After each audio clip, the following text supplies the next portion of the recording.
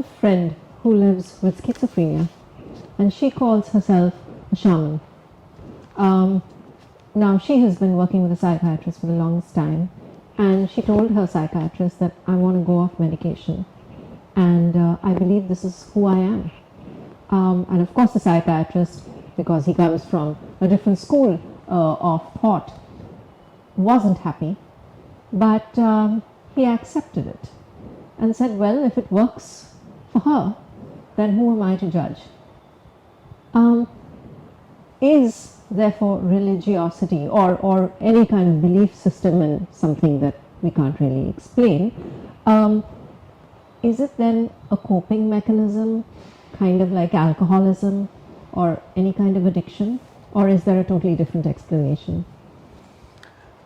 One way to look at this is, how is what you think viewed from the outside as opposed to how you are viewing it from within. And in your friend's case, she thinks of herself as a shaman. And she probably perceives herself as having certain exceptional abilities or unique experiences which make her feel that way. When she narrates that to a professional, a mental health professional, the first instinct, based on modern training, will be to view this as a manifestation of the illness, the mental illness that she has.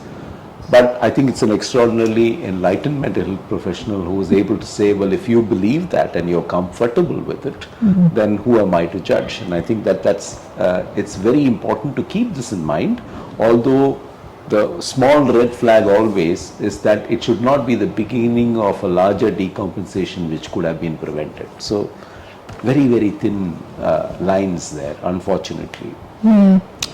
The other thing, of course, is that, religion is not just a coping mechanism, it's a way of life. Not just religion per se, most spiritual practices are a way of life.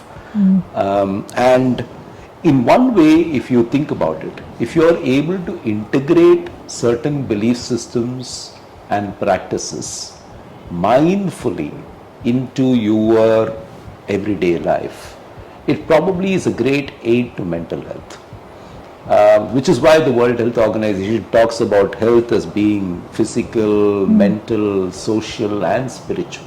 And I think, as you pointed out, when one is young, one does not feel the need as much perhaps for this spiritual dimension. Some young people do, but many don't.